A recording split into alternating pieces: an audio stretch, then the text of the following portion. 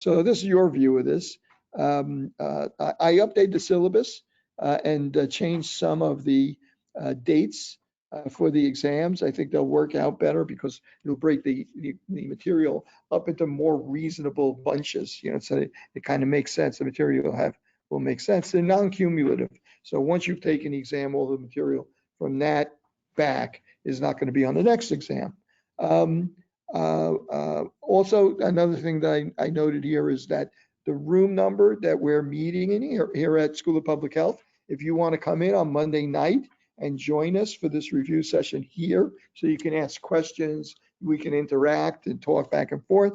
If you are interested in joining us to do that, we're in room 503 starting usually about, I have a class before this, so I get here at 8 o'clock, but it usually takes me about 10 minutes to get set up online and start recording and so on and so forth, as you can see. Okay, so we want you to be able to, you know, like join us if you can. If not, online. This is not a required part of the course. You don't have to do this, right? So, but I'm hoping it'll help some of you out, particularly some of you that are really new to online courses and don't feel that comfortable with it yet. This is a good way for us to introduce it to you. Okay, so weekly materials. If I go to weekly materials, you'll see the material that we've done so far. Course preview and introduction, that's really our review session from last week. January 1st, session 1, January 27th, is the material that I put up here for you to videos for you to play, videos of lab exercises, some bonus material as well. So you can go through that. So this is material that by now you should have probably have gone through this. As of last night, I posted additional material. Go back to the weekly materials, and as of last night, I posted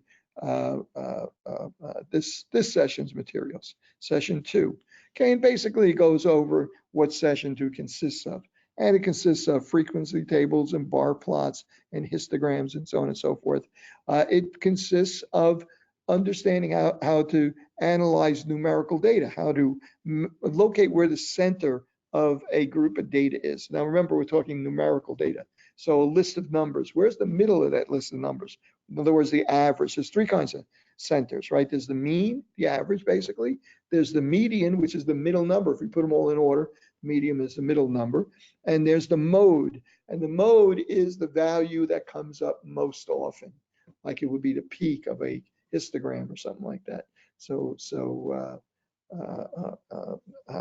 the mode, sometimes mode's useful, sometimes not. Median and the mean are very useful. Okay, and we'll talk about some of the issues on measuring those. And then also the other thing we want to know, if we have a list of numbers like ages or blood pressures or something like that, and we want to organize that data, not only do we want to know where the middle is, the mean, but we also might want to know how spread out it is, right? So how can we analyze how spread out some numbers are? Well, one way we can do it is just look at the minimum number, the smallest number, and the biggest number. That's called the range, right? And another way we could do it is that we could look at percentiles. What's the range of numbers that are the lowest 25% of scores on a test? What's the middle 50% scores on a test? What's the top 25% scores on a test? That middle 50% has a special name. It's called the interquartile range. Okay, so let me open a piece of paper here. I'm going to use, what's a good way for me to do this? I'm going to, let's see. For the time being, I'm going to use, I don't think I'm going to use PowerPoint. It's going to have too many menus around it. Well, maybe not, I will. I'm going to take a blank paper. Okay, and I'll hide this, and I'll get rid of all this junk here. Okay, so if I, for instance, have a set of numbers, okay, one of the ways I might organize that set of numbers, and you know, I'm going to open up a file that I have here. Okay, let's see. Yeah, here's a good one right here.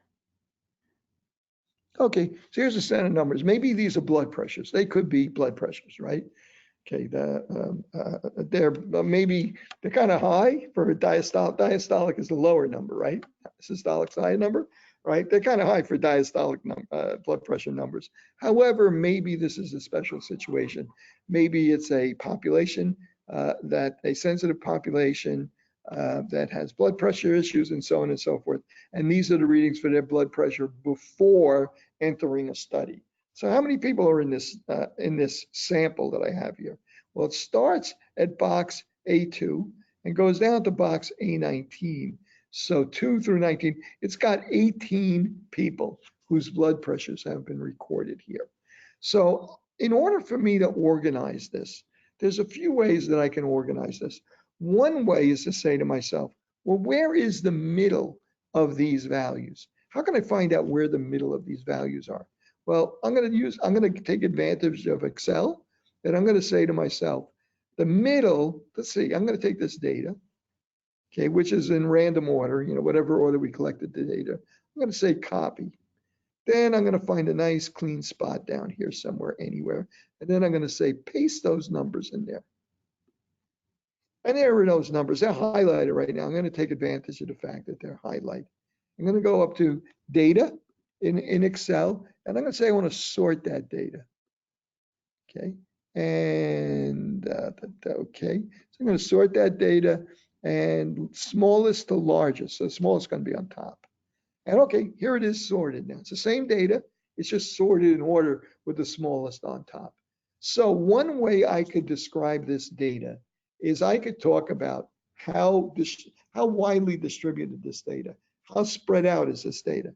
Well, the lowest blood pressure among the people we tested was 88, and the highest was 114. The difference between 148 and 88 is called the range. The range is the whole width of like the data that we have. That's one way of showing you what the width of this thing is, right? Okay, that's one thing. Well, now, how about if I want to describe where the middle is? Well, let's see, we have 18 people here. 1, 2, 3, 4, 5, 6, 7, 8, 9. So 99 is the 9th person, and 101 is the 10th person. So 101 is the beginning of the upper half of these people, and 99 is the beginning of the lower half of these people. So if I were to say, well, I'm going to use something called a median. The median is the middle number. Well, because there's an even number of people here, there is no middle number. There's 9 and half 9 on top, 9 on the bottom for 18 people. So what do we do to calculate the median in that case? We just take the average of these two numbers.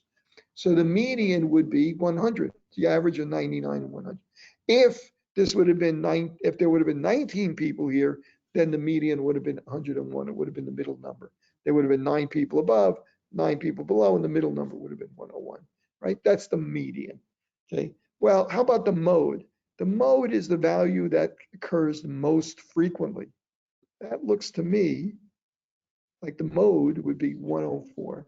So yeah, the one value, it occurs 3 times. There's no other one that occurs 3 times.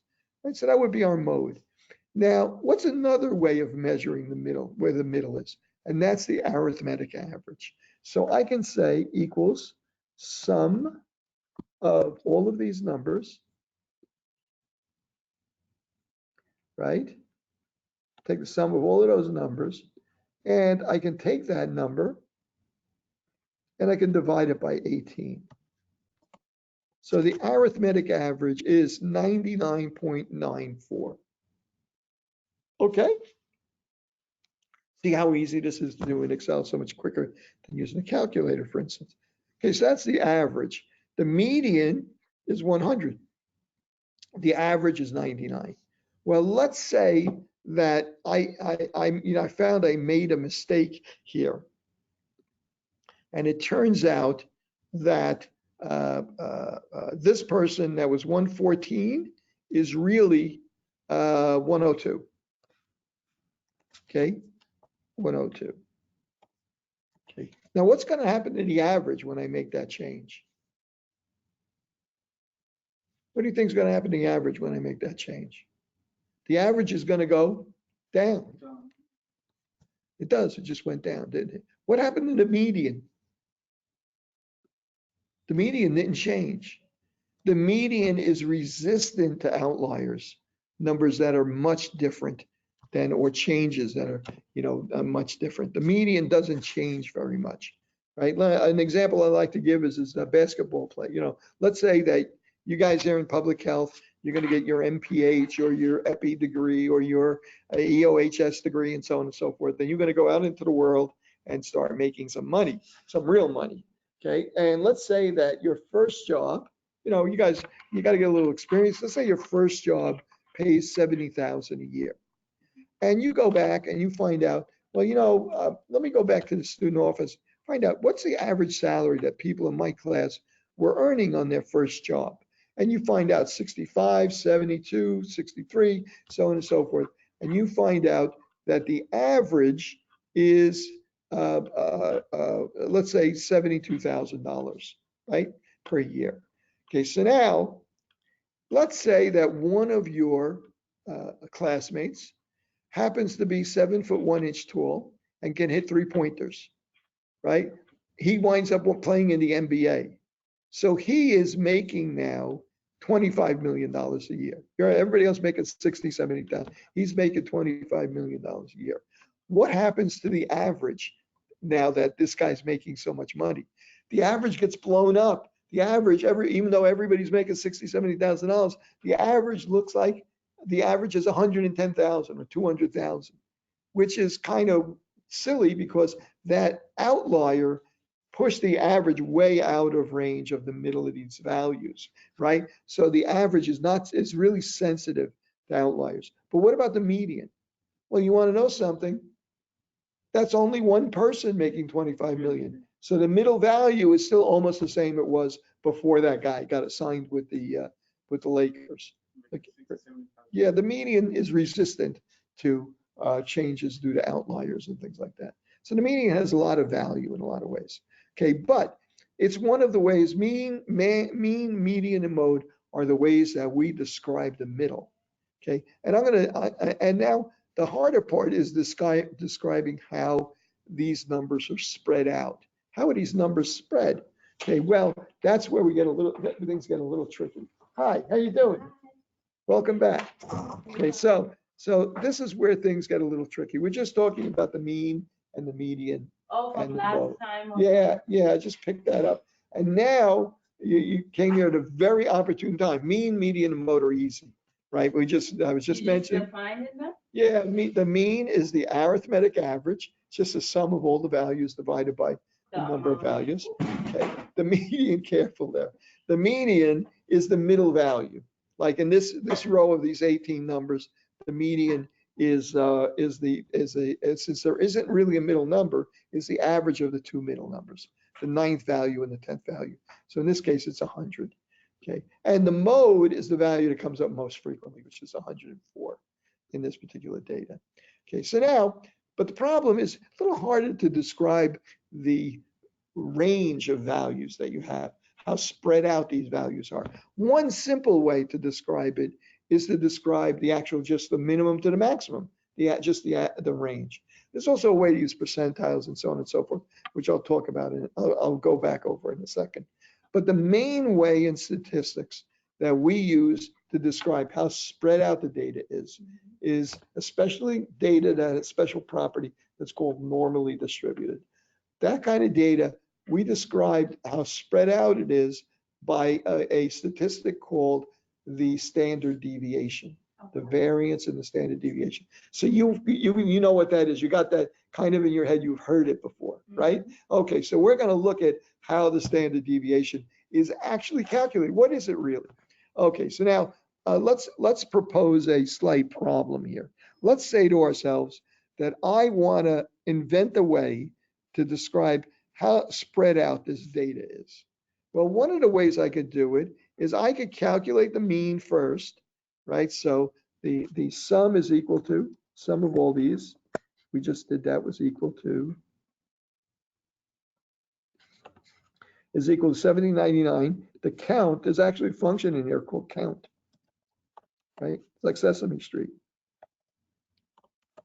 The count is the number of values that I have, and actually can highlight them. It'll tell me it's going to be 18. I know that already. And the mean is going to be the sum divided by the number of values, the count, which is 99.94, as we just did before. The median, this actually, you want to know something? I didn't even have to do that. There's a function in Excel called for the mean, but it's called the average. Average, parentheses, and now put in the values. I click down, drag, and it fills the values in for me. Okay, and the average, as you can see, if I use that function, I get the same thing as adding them together and divided by 18. So what about the median? Remember I said the median value is halfway between 99, right? Well, we don't have to sort it and do all that because there is a function here, equals median, parentheses, and we can do the same thing, right? This is in Excel. Okay, enter, right? So that's the median is 100, right? Just as we had calculated before. But now we need to describe how this is spread out, right? So I'm going to go over here and it's going to say to myself, well, how can I describe how different these numbers are from the middle? How far each one is away from the middle? Well, you know what I might do? I'm going to write in here, I'm going to write in the mean. The mean is equal to this number. Is equal to this number right here. That's the mean. Okay, I'm going to put that in there. There it is. And I'm going to copy that down. I can copy down by clicking in and dragging down and copying, going up here to File. Where is it? They took that away from me. Let's see, Home. Oops, Home. And where did they hide it now? I'm using, let's see. What you looking for? I'm looking for the fill down. Fill. There it is. That fill? Nope, that's not it. Boy, they love hiding this stuff on me. Every time I upgrade Word, I get confused. Here it is right here. There's a little symbol right here. See a little down? That's fill.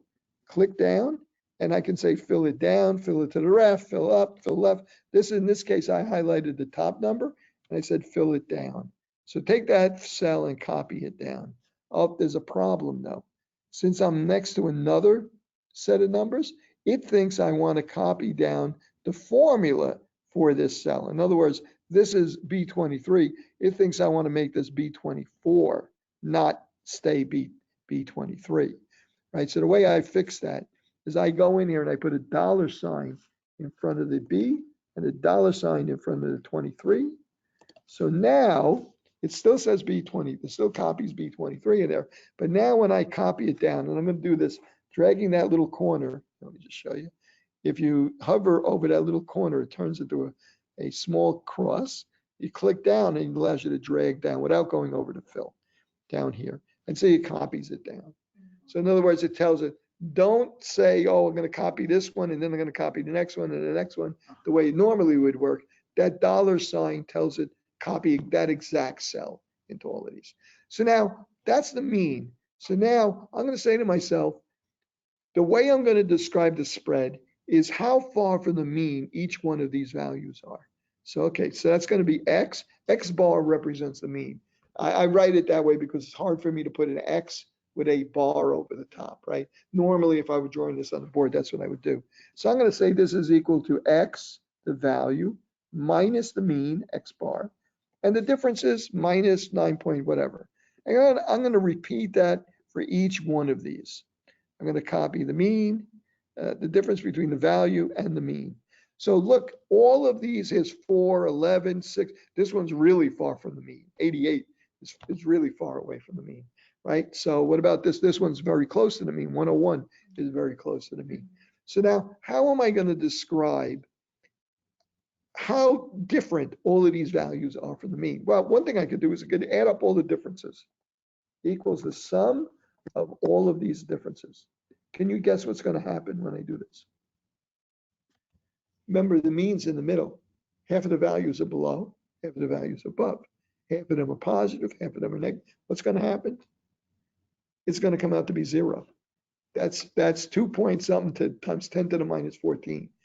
0.0000000. It's 0. It's really 0, right? So I can't do that. That's not going to help me any, right? It would have been nice. One of the things I could do instead is say to myself, you know, what if I just change this to all positive values?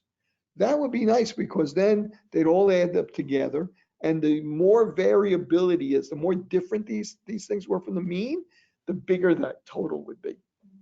So I could kind of use that way. That's one way I could do it. In statistics, very often we take advantage of a property that happens when you multiply a number by itself. So 2 times 2 is 4. What about a -2? If I multiply -2 times -2, what's it become? +4, right? Right? So if I just take x bar over here and square it, multiply it by itself, it's going to do the same thing. It's going to get rid of the signs. Equals this times itself. Okay, square it. So now see it's a positive number. And I'm going to do that for all of these. There we go. Okay. Now the only problem is that now where the difference was 10 to 11, now it's 120. It blew up the differences, right? But that's okay. I'm going to add them all up together anyway. Okay, I'm going to add up all of these numbers together. And it adds up to 892. Now, had the differences been bigger, I would have gotten a bigger total. Had the differences been smaller and closer to the mean, I would have gotten a smaller number. So this number is a window on the variability, but it's kind of blown out of proportion now, isn't it? Okay, so now I'm looking at this number and I'm saying to myself, well, that's very interesting. You know, what do I call that number? Okay, well, how did we get that number? We took the difference between the mean and the value, right? And then that's the difference between the mean and the value. Then we squared it. And then we took the sum of all of the differences between the means and the values. So we call that the sum of the squares of the differences, right? Sometimes they abbreviate sum of squares. So that's how we get that number, sum of squares. So now I'm going to take that number and say, well, what's the average number that would have been for all of these 18 people? And I'm going to say it's equal to that number, the total divided by 18. Okay, it comes out to be 49.60. That's the square of the differences. Okay, now that's the average square of the differences. We give that a special name called variance. The variance is the sum of the squares of the differences divided by the number of people that are in this sample. Now, to tell you the truth, there's a little gimmick here. They don't actually use 18. They use the sample size -1. So instead of 18, they use 17.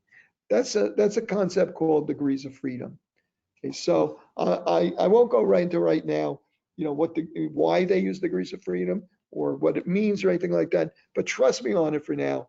Instead of dividing by 18, we divide by 17. But it's really kind of the same thing. It comes up to 52. So now that's nice. Now I got a number that is kind of an average for all of these sums it's all of these squares of the differences, right? So now maybe next what I can do, I can now say to myself, well, now what I want to do is I want to take that and I want to bring that back down into the size of the numbers that I'm normally working with. What did I do to make that number so big? I squared it. So now let's take a square root. Okay, and there is a square root function, SQRT parentheses in Excel, and take square root of that. And that now is 7.24. That's the average, it's the square root of the average squares of the differences, or in other words, the variance, and that's 7.24. Now, that is a measure of how variable the data is from the mean, okay? That may not mean anything to you right now, but there's a very interesting property that number has when you use it with the mean that's going to be very important to us later on. This number, the arithmetic average, the mean, and the standard deviation, as we move forward, we're going to be able to take advantage of those numbers to describe a lot of information about the way that this sample and really ultimately the population that it's taken from is distributed, how spread out it is and where the middle of it is. Okay, so that's called the standard deviation. Now you may say to yourself, boy, Tony, was a lot of work. doing that, getting that, going through all these different columns of stuff. This is repeated in one of the videos, I think, either in the lecture or in the lab. I think it's in the lab. I might run through it a little bit faster there, though. So that's very interesting. But am I going to have to do that every time I have to calculate the mean and the standard deviation and so on and so forth? No, because there are functions in Excel. So you can calculate the mean, the average, parentheses. Okay, is the mean. So I'm going to take the average of all of these numbers, A2 through A19. There's the average. What about the variance? There's a function for variance. Equals variance. And then I'm going to go A2. I'm going to type it in myself this time. Colon A19. Oops, I did something wrong there. I think, oh, you know what? It might be just VAR. Yeah, it's VAR. And there's a variance, same number we got before. What about the standard deviation? Well, I could just take the square root of 52 because we know that the standard deviation is the square root of the variance, or I could just type in STDEV, which is the function that SPS has for the standard deviation, parentheses, and just highlight all those numbers again and tell it that find the standard deviation for the numbers between A2 and A19, and there it is, just as we calculated it before. So I don't have to do all that other stuff. I can use built-in functions in Excel to calculate this, okay?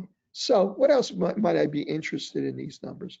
How about the minimum, the smallest number and the biggest number? I did it before by sorting the numbers, but you actually don't even really have to do that. I can just type in equals min, parentheses, and put in A2 through A19, oops, A19, and the minimum was the smallest number is 88.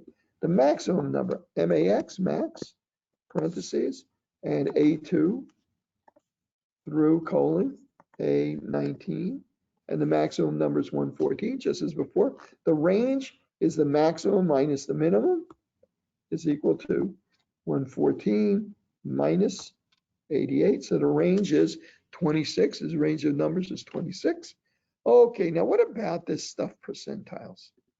Well, remember we were looking at these numbers. These are the numbers again when they were in order. Remember what number was that originally? 114, I think. It was 114. Yeah, 114. Okay, so we know that this group here is the upper 9 numbers. This group here is the lower 9 numbers.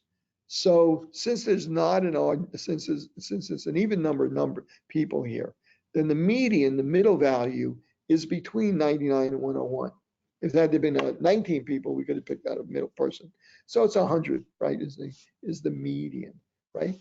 That 100 represents the middle of all the values. That's called the 50th percentile, right? So if you score on your GRE, you scored the 50th percentile, it means half the people scored better than you, half the people scored worse than you. Well, how about if I look only at this lower half and I say to myself, well, lower half is 9 people, right?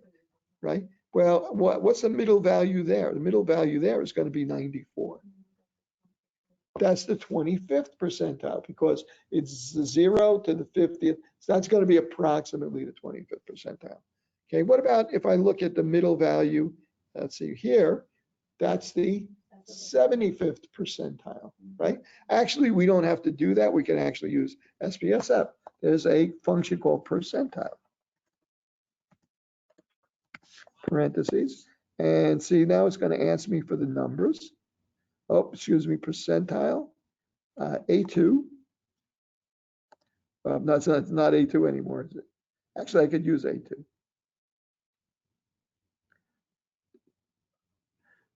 See, it's asking me for percentile, parentheses, the array, and something called K.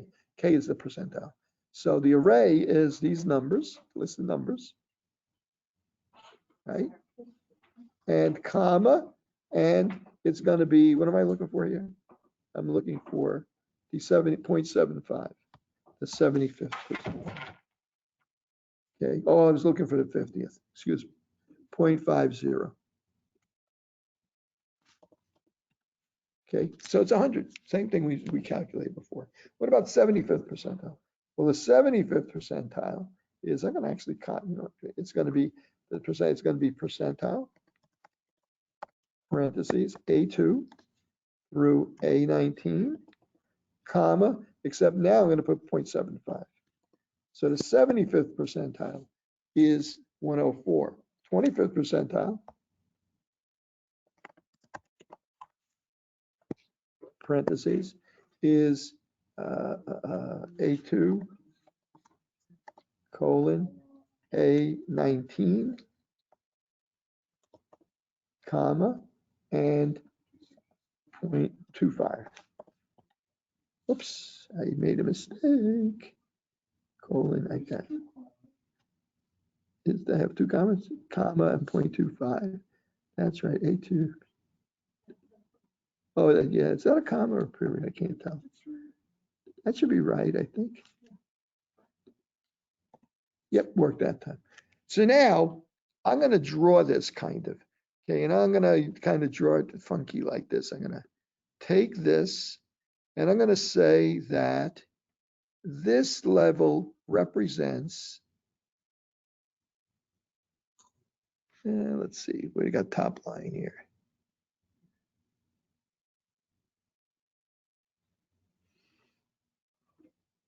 Top and bottom border. Here it is, top border.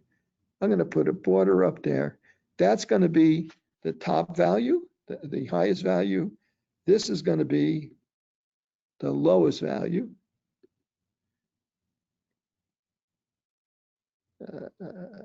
Bottom, okay.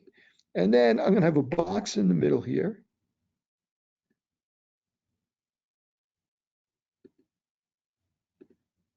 With a line in the center.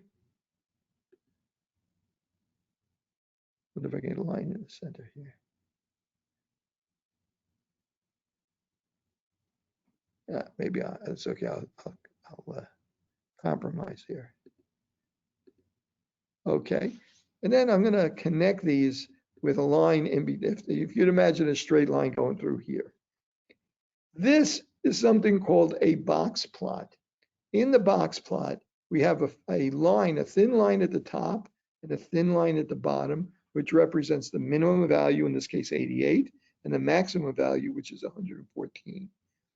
The box in the middle, the box here, the bottom of the box, represents the 25th percentile, which in our case turned out to be 94.5. The box, the top of the line, top of the box represents the 75th percentile, which is 104, and the bar in the middle represents the 50th percentile, right? So this box in here represents the middle 50% of the values. 50% of the people, everybody from the 25th percentile to the 75th percentile. So the middle 50% of the scores are in that range between 25 and 104. That's called the interquartile range. Each one of these quarters, I'm sorry, between the 25th percentile, 94, and 75th percentile is called the interquartile range. So that's the 50%. That's the middle 50%. In other words, the 25th percentile means 25% of the people are less than that. The 75th percentile means that 25% of the people are more than that. So in between those two numbers is the middle 50% of the people, right? Okay, I'm going to do it in SPSS. It'll make more sense to you. Okay, so this is a way to describe, so interquartile range here is equal to that minus this. Now I'm going to take these same numbers, right? I'm going to move this out of the way. I'm going to take these same numbers and I'm going to open them up in SPSS. Have you guys have you bought SPSS yet? I'm registered in online, so I had problem to do any of those functions. Is not working for me. That's why I'm here.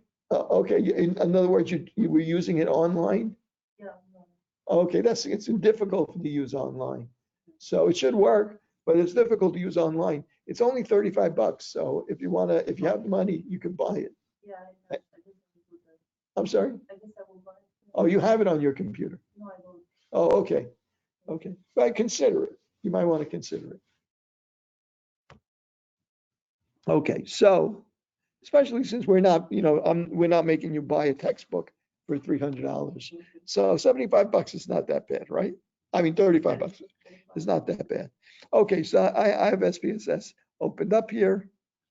I wonder if I opened the right version. Okay, close. So all those functions in Excel, the function you just did is already in Excel. Yeah, as a matter of fact, and you'll see this in the videos, I'm pretty sure. But just to show you,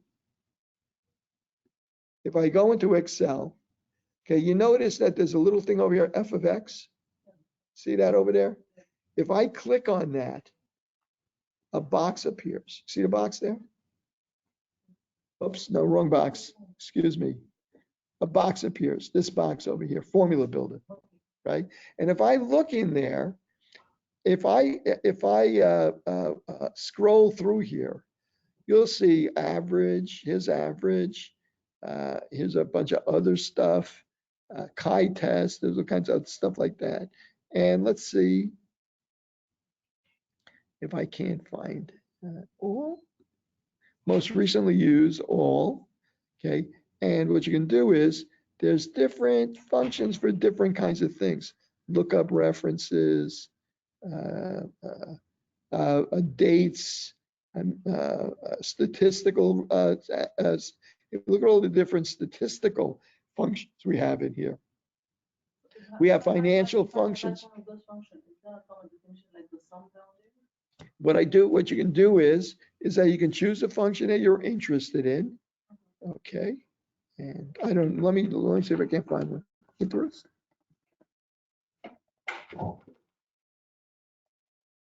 Let's see. Financial function. I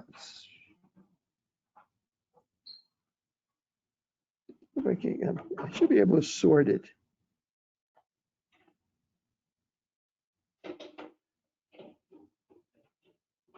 I'm going to stick to statistical functions for now. See, it's got logical functions. It's got all sorts of other stuff in here. It's got trigonometric functions like sine. Here, sine. For instance, if I want to know what the sine, see if I click on that, I typed in sine. There's a sine function. I clicked on that. If I click on sine, it gives me a description of what this is. Okay, sine returns the sine of an angle. Number is and the number that you have to put in there is the angle in radians. Okay, if you want the same, if you want the sine in degrees, you would have to calculate what the number of radians is. So if I were to type into one of these boxes, if I would double click this, oops, I was in another box there. If I click sine and double click it, it puts that in there for me. So so pi radians is pi radians is pi radians is what, 180 degrees? Yeah, 3.14 is 180 degrees. So that would be, the sine would be 0 at 90 degrees, which would be half a pi, right? Half of pi, let's see, 3.14 divided by 2 is almost 1, which is the pi in 90, which is the sine in 90 degrees. So they got all sorts of functions here, financial, real estate, you name it. But if you're interested in statistical functions, for instance, if you're interested in finding the median value, here's the function for median. You could either just leave this blank and scroll through all of them and look for the one you want, or you can type it in here and see if it exists. So there's the median. And down here at the bottom, it describes to you how to use this function, what the rules are to use this function. So you have hundreds of functions in Excel, not just statistical, but many engineering functions, chemistry, other math functions, and so on and so forth, trig functions, as you just saw there, and so on. So you can go through all these different formulas. It just happens that I've done this so much that with statistical functions, I don't have to go there. I know if I type equal, and then I start to type the function like average, AV, notice how it's honing down as I type on the function that it thinks I might want. So here's average, and here is average right there. So I click on that, notice that there's a parentheses. As soon as that parentheses appears, it tells me, oh, if you want the average, now you got to tell me where all the numbers are. Number 1, number 2, number 3, number 4, number 5. So now I have to go over here and tell it that it's between these two numbers, close the parentheses, and calculate the average. Right? So that's how we do this in Excel. Now let's do the same thing in SPSS. So here is, when you open up SPSS, you get rid of that opening window. This is what you have, a blank sheet. It looks like Excel, doesn't it? It doesn't work anything like Excel. It's completely different from Excel. It only looks like it. In Excel, you can start typing in here and put like a, month or a year, and you can put numbers and blood pressure. You could just start typing into it. You could put in type equal sign and put in a calculation, and so on and so forth. It doesn't work that way. This sheet is just a place to store data. So now I'm going to open up a data file that's the same one as the one we were working with. I'm going to say File, Open, Data.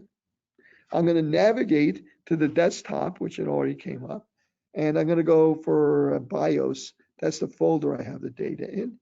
And here's my SPSS file right here. The scripted statistics exercise 1D. I'm going to open that. That's the data that we were just working with. You can even take Excel data that's in Excel, and import it here. Okay, so here are my 18 blood pressures. Oh, actually, I'm sorry. This is not exactly the same data. Okay, so actually, you know what? I can even cheat. I can go in here to Excel. I'm going to go in here to the first column. I'm going to copy all these numbers. I'm going to say copy.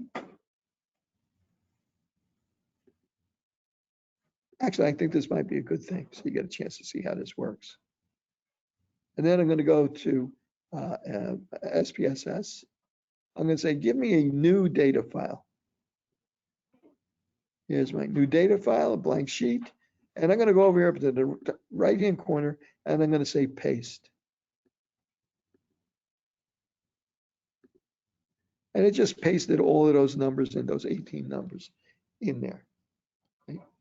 Actually, I'm gonna delete that. Okay, there it is. Now notice it put a little, it's calling it at the top there, variable 000102 or whatever. It had to make up a name for the variable. I didn't tell it what the variable was. I didn't label it, no. So I can go into, this is called the data view.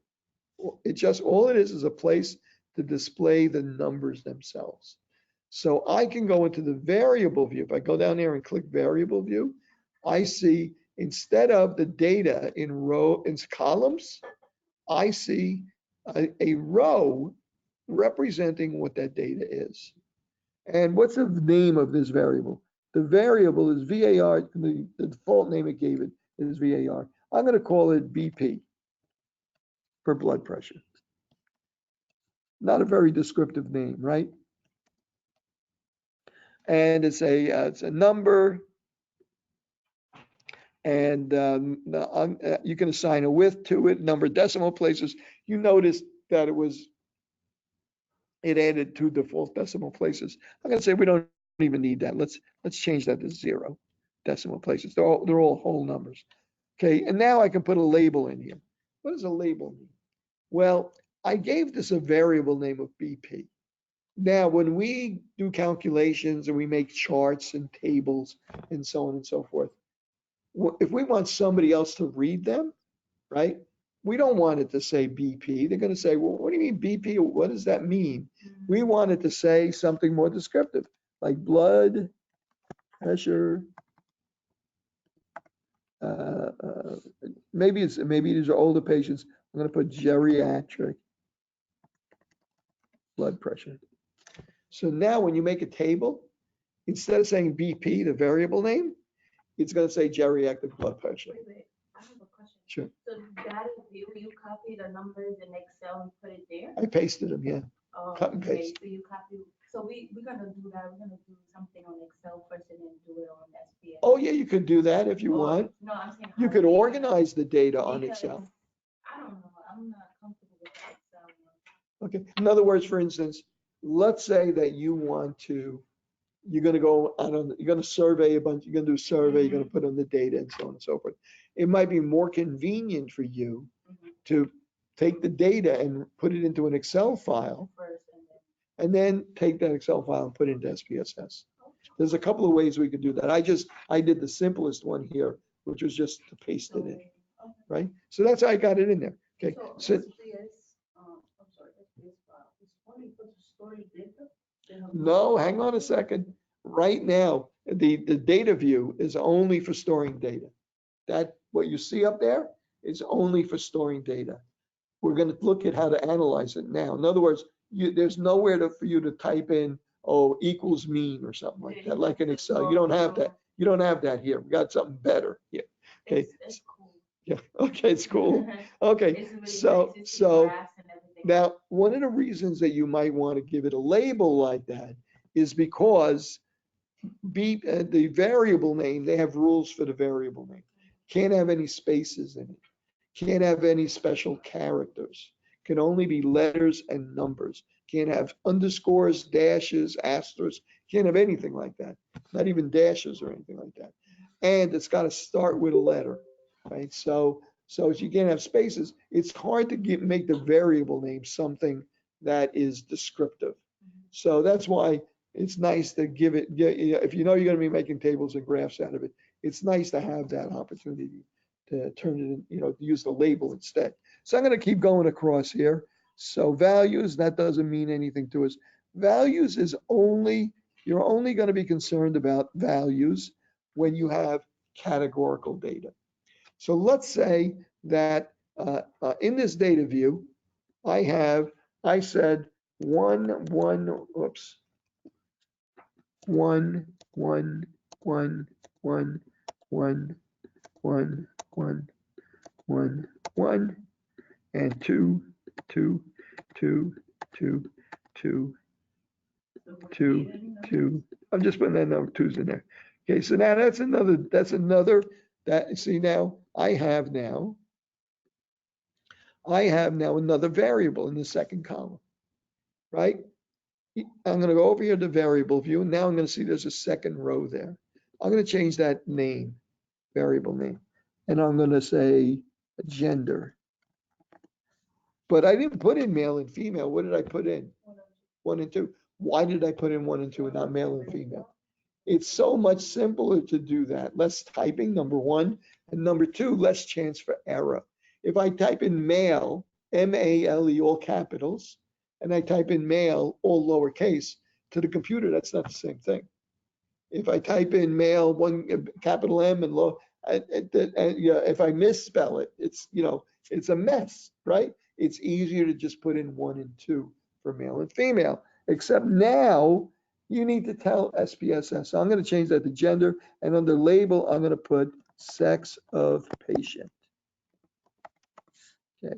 So now under values, I'm going to click on values, and look what happens when I click on values. Right, first, I click in there, and there's a little box over there. If I click on it, it comes up value and label. Well, I'm going to tell it that 1 means male and 2 means female. Okay, pretty good, right? Okay, so now if I go back to the data view, males and females. Now, if I want to see the numbers itself, I could go up here to view, and I could say turn the value labels off or turn the value labels back on. That's called a toggle, right? Okay, so now I can say to myself, this, for only one column. Can you do that? That's a good question. I don't think so. Nobody's ever asked me that before. Usually it doesn't really, usually you're either you want the values or you don't want the values. But, yeah, and usually you're just toggling it because most of the time you're going to want them there. Every once in a while you want to use, oh, what was one over here? You might just toggle it on and off just to take a peek or something like that, right? So this is nice now because it knows what male is, what female is, which ones of these people are. So each one of these lines represents a subject. And each one of these columns represents a variable. What kind of variable is the blood pressure? Numeric. It's a number. What kind of variable is gender, male or female? It's a category or a nominal, right? Categorical or nominal, right? So when we analyze blood pressure, a numerical variable, we normally calculate the mean, the median, the average, so on and so forth. When we evaluate a categorical variable, what are we interested in? We're interested in how many of males, how many females. We're not going to want to average the number of 1 and 2s. Doesn't mean anything, right? Right? Because it's really just males and females. So we handle them differently. But in order for SPSS to understand this, we have to go over here and we have to make sure that not only does it know what the values represent, but it needs to know for sure. If I go all the way over here to measure, right? I'm going to click in there and notice that you got 3 choices: scale, ordinal, or nominal. So the blood pressure is scalar. It's a scale, a number, right? It's not ordinal like the pain scale, okay? And the gender is nominal. It's a name, male, female, right? So now we've defined that for SPSS, so it knows what kind of variables they are. So I'm going to go back to the data view. So now let's say I want to know what the average is for all of these people. I go up here, and this is the best part about this stuff, and that is, I need to move this over on my computer. If we go up here, the menus are File, Edit, View, Data, Transform, Analyze. Whoa, okay, how much more obvious could it be? I'm going to click on Analyze, and I'm going to go down to descriptive statistics. And so now I got a whole bunch of choices, right? Frequencies, descriptives, explore, and so on and so forth. Well, normally frequencies, we're interested in that mostly for categorical or nominal data. In other words, give me a count, how many males, how many females, right? So if I want to know what the average is, that's descriptive statistics, the next one. So I'm going to click on that. And a box is going to come up. And it says, okay, you want to know descriptive statistics. Which one do you want to know? You got more than one variable here. Which one should I calculate? So what you do is you move the blood pressure into the box on the right. So SPSS knows that that's the one you want to find the average for. Okay, so what descriptive statistics you want? I'm going to click on the options. Oh, it's going to do the mean, standard deviation, minimum, maximum. Let's do the variance. Let's do the range. Okay, good. Say continue. Then say okay. Now, notice what happens now. A completely separate window comes up, right? This is your output window or your result window, right? Your data and your variable window is one page, and your output window is a separate one. When you're done, if you want to save them, you got to save them separately in 2 different files. We're going to get to that in a second. Okay, so what do we got here? We've got let's see, the sample size was 18. The range was 26. Remember, we calculated the minimum 114 to 88. The minimum was 88. The maximum was 114. The mean was 99.94. That's what we got before. The standard deviation 7.247, same thing we got before. And the variance was 52.526, same as we got before, right? So that's great. Okay, so now what if I want to display this graphically? Okay, so now what I can do is, I'm going to do this a couple ways. One way is I can go into graphs, now analyze, next analyze is graphs. There's a lot of different things in chart builder. It's kind of a step-by-step thing that you go through. Legacy dialog is the previous versions way, which is, since I'm a legacy anyway, I'm going to do it that way. And I'm going to go in here and I'm going to say, I want a histogram. Remember what a histogram is? It's different groups. So it's going to say, okay, what variable do I want a histogram of? I'm going to put a histogram, right? So the variable goes in there. I'm going to click OK. And it creates a histogram for me, right? So how many people were between 85 and 92?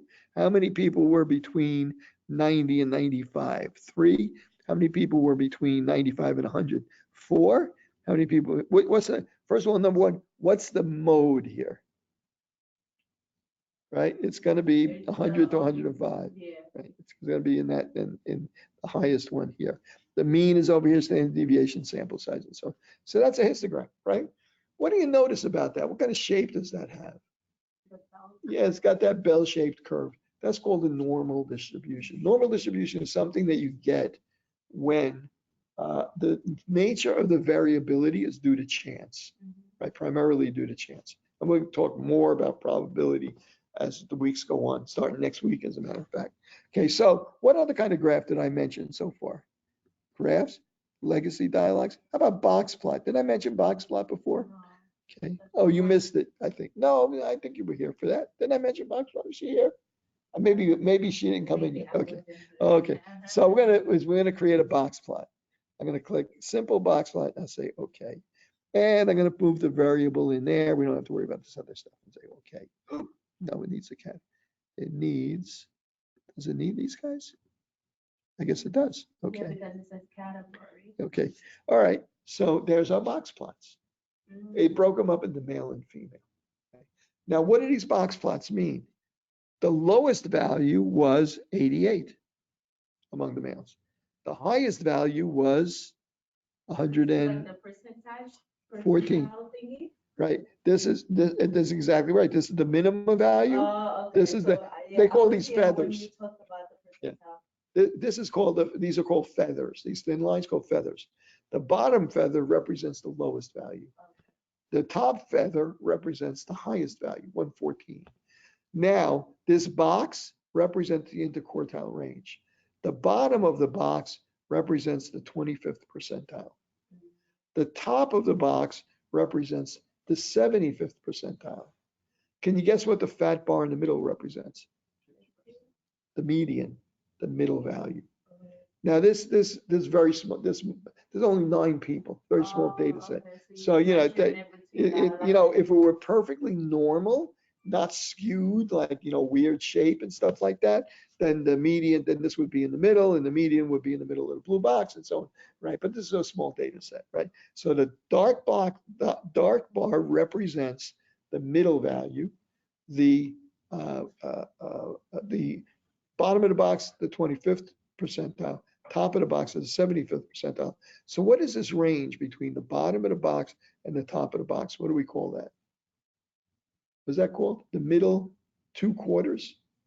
The interquartile range. That box is the interquartile range. 25% of the people are below that box and 25% of the people are above that box, right? Because this is a 75th percentile and the 25th percentile. So 50% of all the people in here are between these 2 numbers of all the males in there. Okay, it just looks weird because, it's that kind of value. You want to know something? I've been ignoring those poor people online. And let me go over to the chat box. Nobody's typed anything into the chat box. I've seen now all these people are bright-eyed, sunny. They're all awake here and asking questions and stuff like that. So I hope you guys can still hear me and that you guys are still there. We have at least 5. I think we got 5 people online. Let me make sure. Is there another option of another graph option? There's a bar graph, or there's no such thing like that?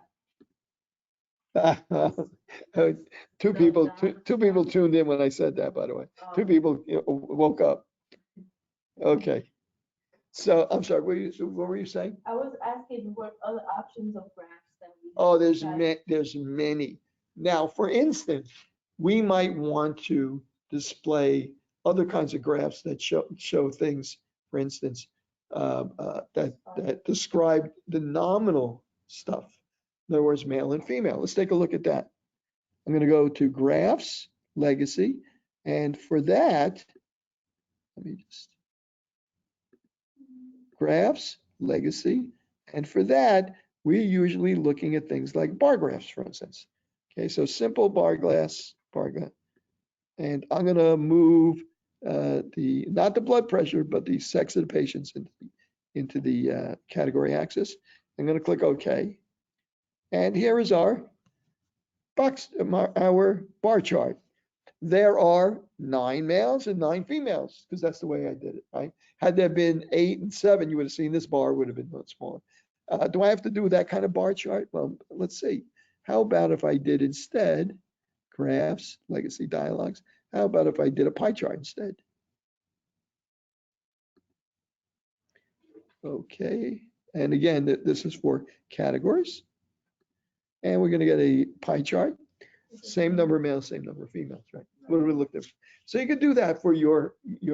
So if you had 5 categories, there would be 5 slices in there in the pie chart. So, and you could produce tables with the numbers and so on and so forth. So in other words, frequencies. I could go in here and say, analyze descriptive statistics frequencies, and say, I wanted to find the frequencies for the sex of the patients, and say, okay. And here are the frequencies. There's 50% of the patients are male, 50% are female, 9 and 9, and so on and so forth. So you have a chart like that as well. Okay, now just to show you that you can do this, how are we doing on time? Okay, we got a little bit. Okay, just to show you can do this, I'm going to open up a Microsoft Word file. Now this is very nice that we have this in SPSS, but you're going to want to use this somewhere. You're going to want to write papers, do capstones, do these calculations, and use them other places, right? So I'm going to open up a Word file, okay, and I'm going to say to myself, see this table down here? If I click on it, it gets highlighted.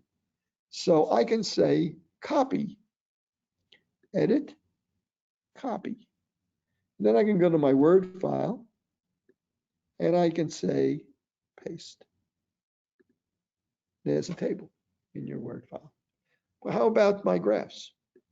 Oh, by the way, look, the way, you remember those old landing machines that would have a piece of paper coming out of it? And as you did your calculation, paper spilled over on the floor and so on and so forth. SPSS does that with the output as well. It just keeps, in other words, if I want to go back to the last one I did before, or what I did before that, where you can just click on it, kind of an index there, and so on. So all these things are still there, right? So if I want to take that chart, I'm going to say Command C on the Macintosh, Control C on the PC. I click there, and then I'm going to go over here and paste. There it is, right? And if you want, you can resize it or move it around and so on and so forth in your report. Yeah, you should go back to do the Control C or Command C for the table, the first one. Oh, the first. Oh, actually, okay, I know what you're saying. Okay. Yeah, because it doesn't have like. Yeah. Okay. All right. So I'm going to click on that. The whole thing like that. Okay, I'm going to say Command C. Then I'm going to go back here, and actually, when I'm in Word, the thing you want to do is you want to go up to Edit and Paste, but instead of saying Paste, you want to say Paste Special. Oh crap! It only will paste this. There's a problem with my version of Word, my installation of Word. It's only going to let me paste it in as a like that. Okay. Yeah, but there's ways around. Your version, hopefully, your version of Word on the PC or something, you won't have that problem. But one of the other things you can do, for instance, there's a Command Shift 5 on the Macintosh allows me to take a picture. Yeah, screenshot. And actually, I can even do more than that. I could, narrow it to just a part I want or something like that, and say capture. Okay, and I think it's on the desktop there somewhere. So I could add it from the desktop. I'm going to say insert picture from a file. Let's see if I can't find it quickly. And desktop. There it is. And there it is. I kind of like doing that even better because then I can go in here and I can resize it. On the Macintosh, it's Command Shift 5. And a little bar comes up here. Command Shift 5. A bar comes, see this bar? You can take the desktop, you can save it to the desktop, documents, clipboard, or I could save it to the clipboard.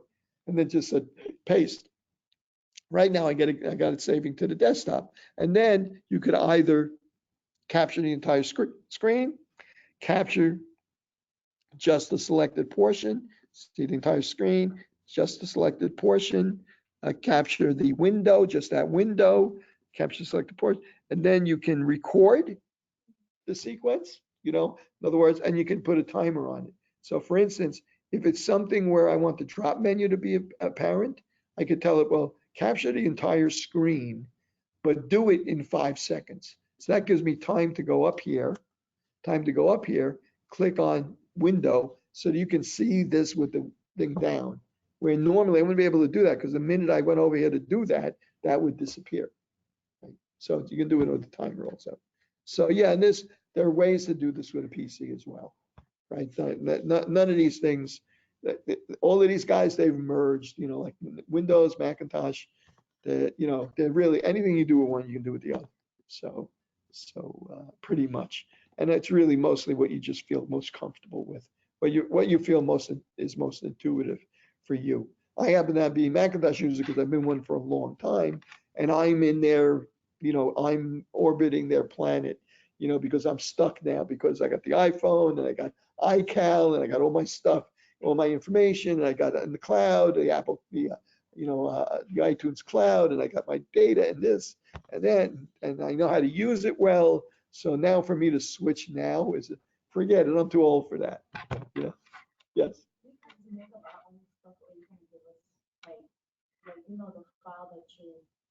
Data file, I'll be giving you data files. Yeah. Yep. Matter of fact, the data files that I'm using right now are on Blackboard in session, in session 2. So we were going to choose between Excel or SPSS? Yeah, they're both there. They're both there. But let me show you another dirty. Well, you can use either way. In the long term, I'm going to expect you to learn both ways. How to do it in Excel, how to do it in SPSS. When we take a test, when I give you a test, I don't care how you do it, right? In other words, if you use Excel to get the right answer, that's great. If you use SPSS to get the right answer, obviously SPSS has some advantages because it's fast, right? If you are a programmer or a statistician, you say, I really know R, and I really know Python, or I really know SAS because I use it at the Department of Health, right? I really know those programs, and you want to use them instead, I have no problem with that. That's, just as long as you get the right answer, right? But I want you to learn Excel and SPSS. That's our course, includes those two things. That's what we're supporting. But if you want to use something else, you can use it. It's just I can't take the time away from other students to help you too much with it. You don't want to use Excel? Yeah, for the most part, you can. Let me show you something interesting you can do. Let me show you something. SPSS, I remember because I was doing FE, so I remember it still. Let me show you something interesting. I'm going to open up Excel. Okay, so I'm going to close this. I don't need this anymore. I'm going to open that file again. Open.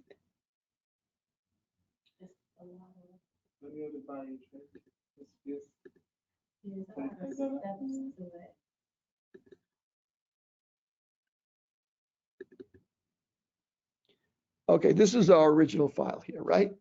At the top, it's got, I'm going to change that X to blood pressure, BP.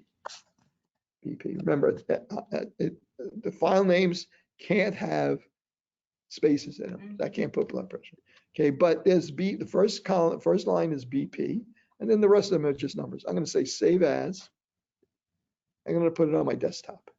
I'm going to say on my desktop, I'm going to call the file temp, T-E-M-P, and save it to my desktop. So there's an Excel file on my desktop called temp, and I'm going to close this. Now you got to close it, by the way. SPSS doesn't like playing around with files that are opened in a different program. So I'm going to go over here to File, Open, not New, but Open. Last time I said New for a blank sheet. I'm going to go to File, Open, Data, open a data file, and I'm going to go to my desktop. And here I am on my desktop, and where is that file that says temp? Let me get to that file that says temp. I don't see it. I put it on the desktop, I know for sure. But wait a second. SPSS right now is looking for files of the type .sav. In other words, it's only looking for SPSS files, and there are none on my desktop right now. So if I click down on this, I can tell it, look for Excel files on my desktop. And there it is, right? I didn't see it because it was only looking for SPSS. If you want, you can even click on this and you could have it look for text files, SAS files, remember Lotus 123? It was like a spreadsheet and Word program. It was like Microsoft Office before there was a Microsoft Office, right? Or all files. Now in that there it has everything's on my desktop is visible when you say all files. But I just need the Excel file. I don't want to screw around with that, all files. Where'd Excel go? There it is. Okay, this is the Excel file. So I'm going to select that Excel file. Remember, I said File, Data, Open. File, Open, Data. I'm going to click that. And SPSS comes up and says, whoa, wait a second. This is an Excel file. And I see there's data on this sheet 1 from A1 to A19. It recognized that there's data there. Next thing it wants to know, should I read the variable name from the first row of data? That's a yes, right? Remember that BP was the first row, right? That we don't want it to think that BP is data. BP is the variable name. So if you look down here, look, it figured it out for itself, right? If I turn that off, now it thinks the BP Is part of it. Yeah, see, it said V1 and there's BP is sitting there with the data. So I need to make sure that that's checked off. And if that's not true, if the first row was data and this is checked off, you would lose one of the subjects, right? So you got to choose the right one. Because it says from A1 to 19, right? Right, exactly. And if you tell it that the first row is the variable name, it's going to use that as the variable name, right? Exactly. Instead of data. Okay, so I click OK.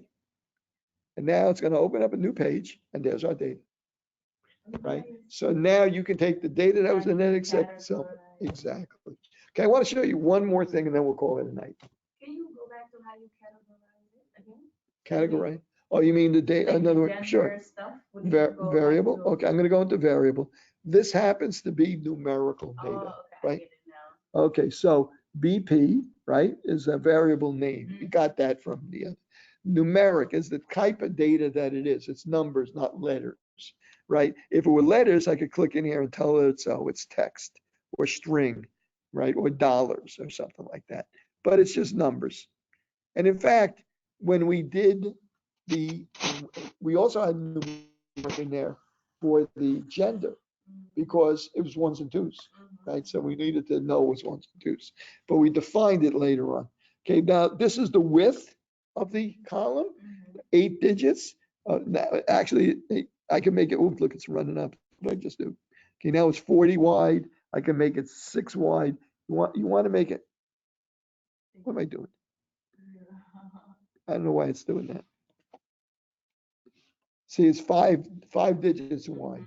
So if the numbers you were working with were in the tens of thousands, you might want to make it a little wider to make sure you don't exceed that. Now decimal places, I can make it anything I want. I can make it 1 decimal place, let's say.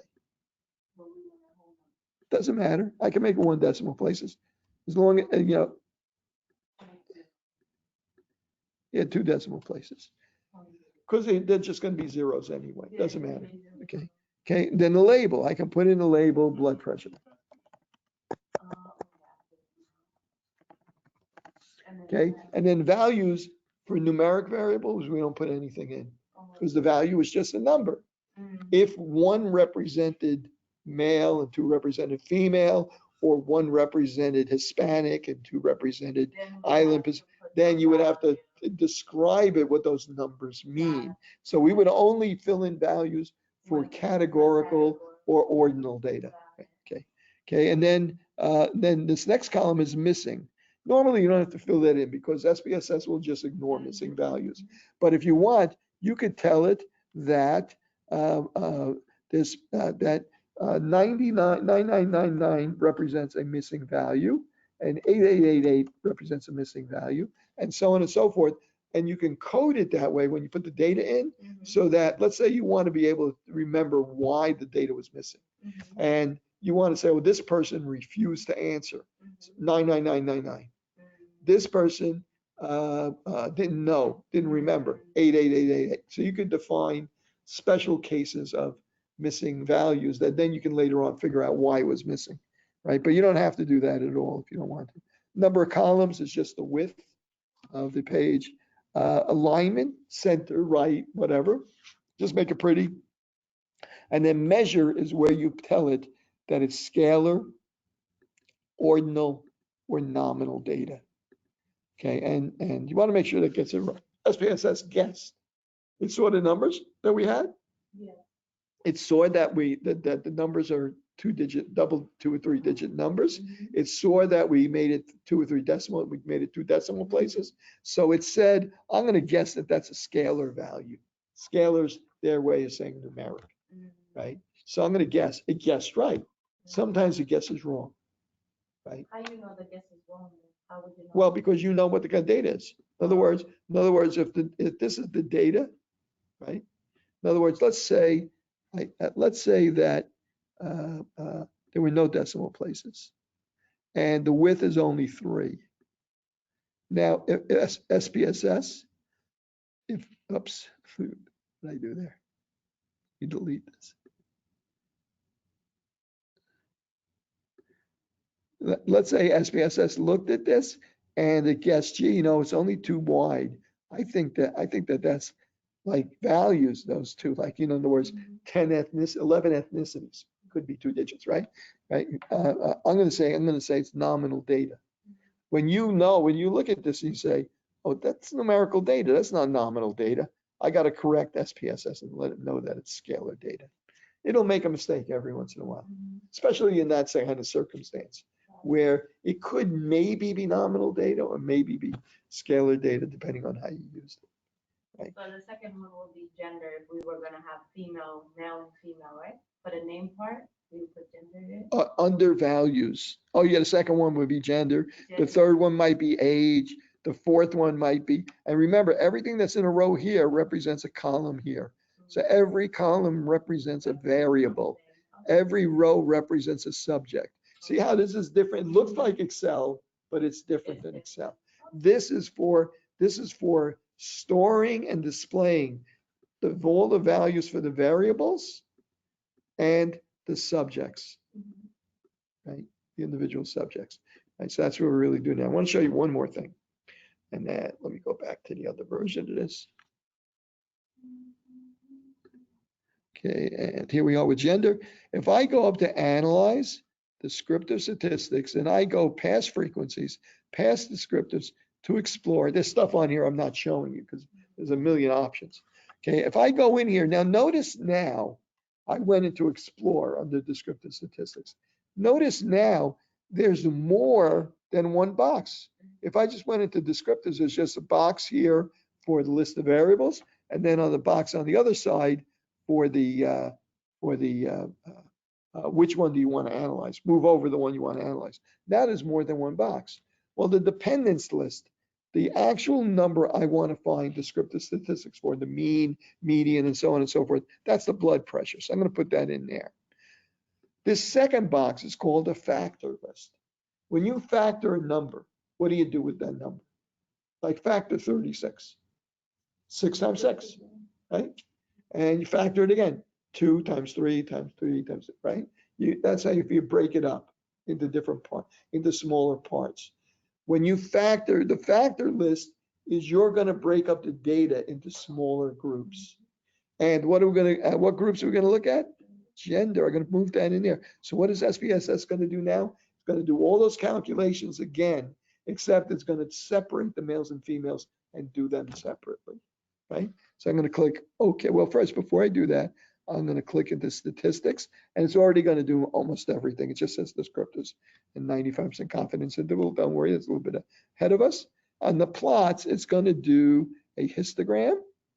Okay, it's automatically going to do box plots, and I'll click OK. I've told it to do histograms. I can tell it to just give me the statistics, just give me the graphs, or give me both. That's going to give me both. I click OK. what's going to come up? The output table is going to come up again.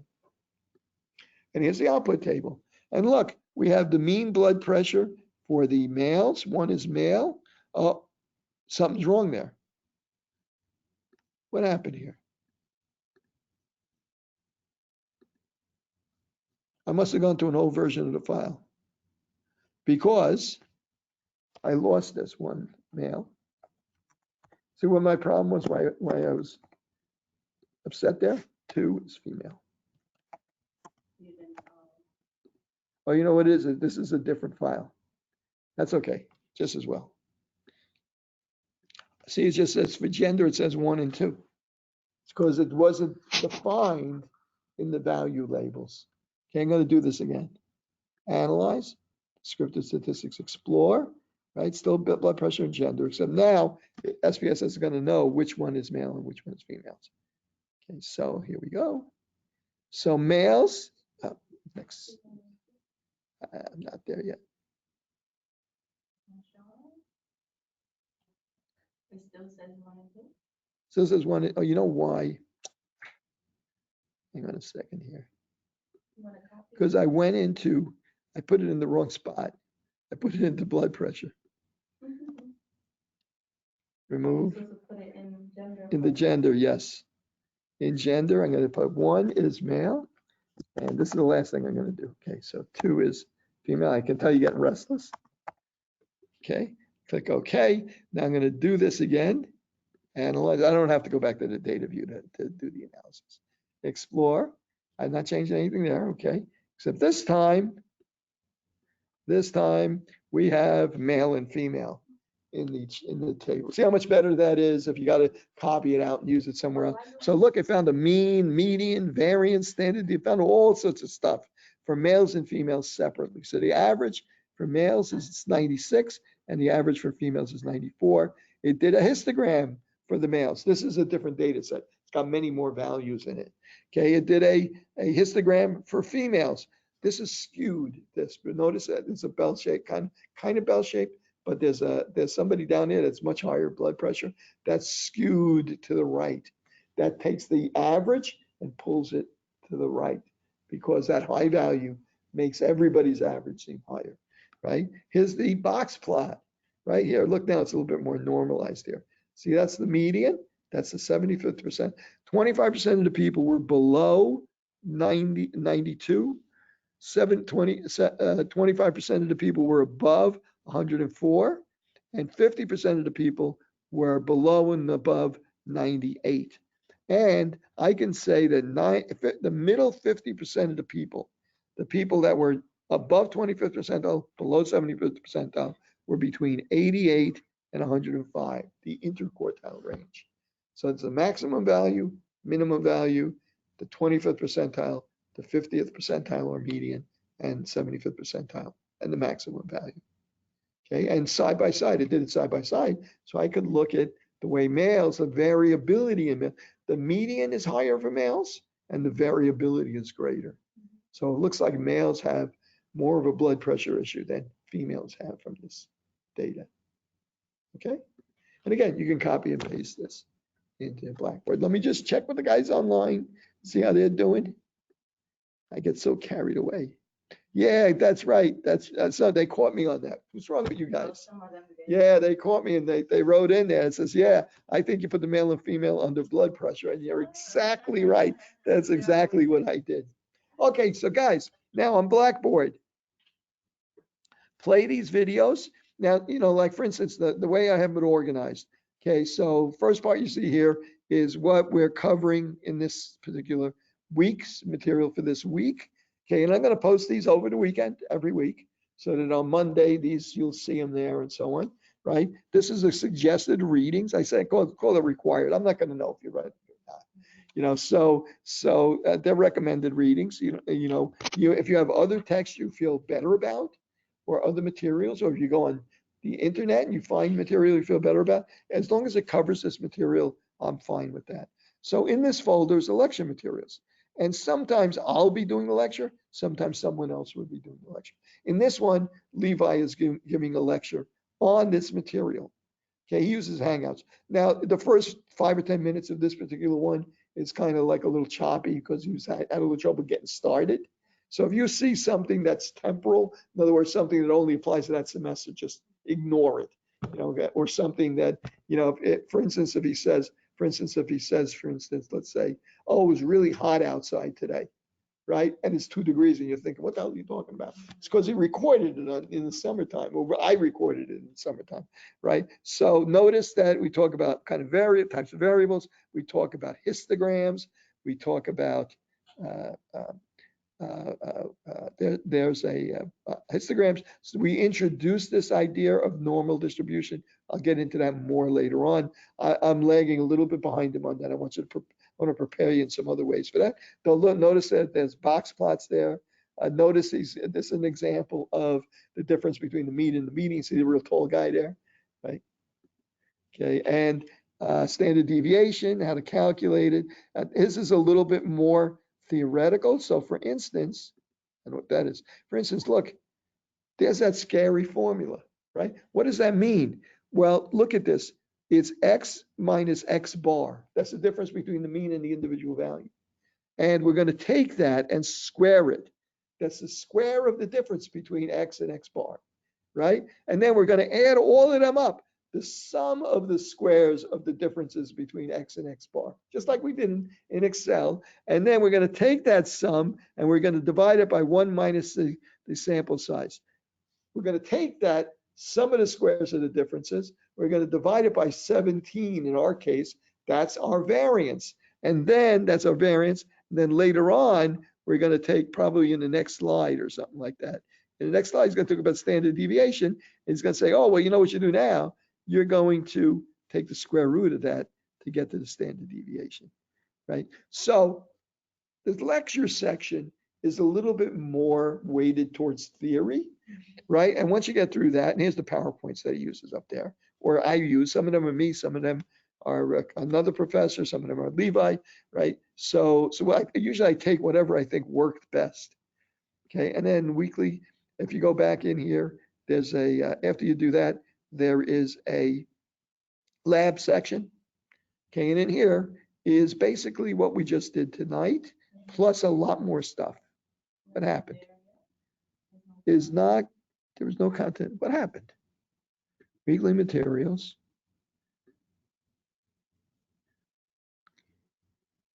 Oh, something's wrong there.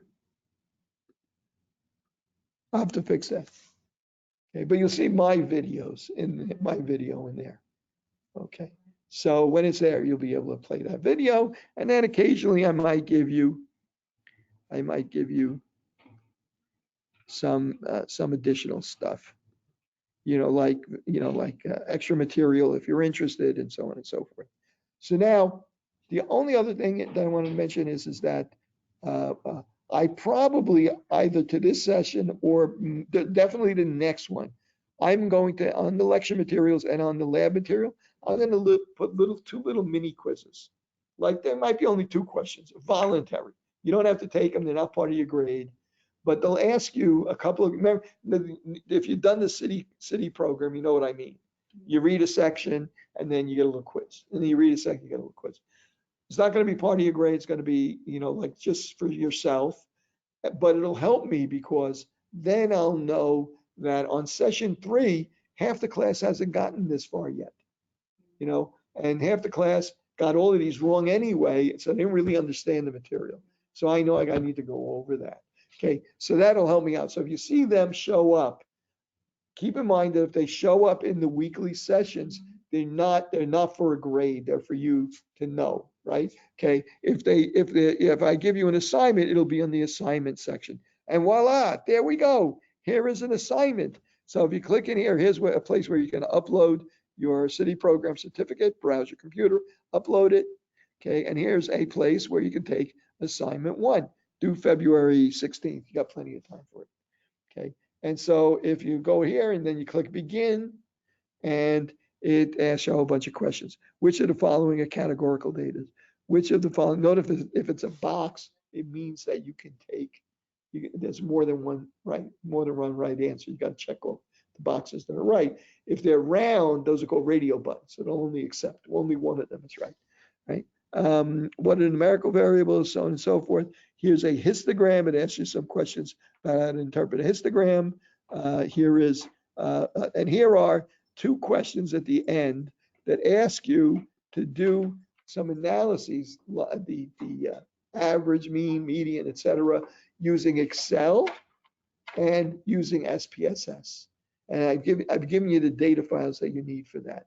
And it gives you a place where you can take them, put them into a Word document, copy and paste them into a Word document, and then you can go in here and upload that Excel file or that Word document to there, so I can look at it to see if you're successfully doing that. Okay, so I gave you a little extra time because so that if you have problems, getting SPSS on your computer or having access to SPSS, you got a little bit more time to work on it. Now, if you don't have SPSS and you're going out of town and you're going to be back the next day, like the day before the homework's due, and you're not going to have time or anything like that, no matter what the syllabus says, right? My special rule on homework assignments, I want to encourage you to keep up. So the rule is that if you make an attempt at the assignment, like in other words, you can't do the last problem because you don't have SPSS, okay, do the rest of it and submit it, right? As long as you make submit an attempt at the homework, you give it a try, you look at it, give it a try, right? No matter what even if you get 30%, right? You can always go back anytime in the semester to redo it for a higher grade, as many times as you want. Okay? So in other words, that's 40% of your grade that if you go back, if you just make sure you submit it on time, right? First, at least once, right? Submit it on time. You can go back and keep trying until you get 100%. So you get, that almost guarantee you can get 40% of your grade, which is the homework, 100%. And that's going to help because when you take a test and God, what happened to me on that test? That 40%, which is 100%, going to help you out on that, right? Help you write yourself on that. What's that? The test is timed. The assignments are not timed. The exams are timed. Yes. So is this the 1 week or? No, the assignments typically a week. I gave you a little bit more time here, right? Because you're going to need that Excel or SPSS. The tests are timed, meaning once you start it, you have 2 hours to do it. So, but they're online. You're not going to come here to do them. So once you can start the first night you see it, you'll have a window of at least 3 days to do the test. So say, I can't do it. I got appointments and I got this and I'm going to be out of town. You got at least 3 or 4 days I'm going to give you to do the test. So if you can't do it Monday or Tuesday, you can do it Wednesday, right? And pick, this is a good time for me because. So when you start, I have to finish, right? Once you start, you got to finish. Yeah, right. 2 hours. Right. It's like a regular test, right? Except that you have the option. It's open book. Anything's on Blackboard, anything that's in a textbook. Most of this is the math, right? Something like that. What's that? It's going to be a lot. You see that homework we just had there? Yeah. Some of it's going to be multiple choice. Some of it's going to be short answer. Some of it's going to be short problem. Some of it's going to be longer problem. You got to use SPSS and then upload a file or something like that. Maybe not upload a file. Maybe use SPSS to get the answer and then type in the answer or something like that. So yeah, it's going to be a portion of it. 60% test is probably going to be short answer, multiple choice. 40% of the test is going to be some kind of problems. Right? Okay. And let me just see these guys online and say good night. So you guys are okay. They're online, I think now. So good night, guys online. And I guess we'll see you guys next week if you guys want to come in again.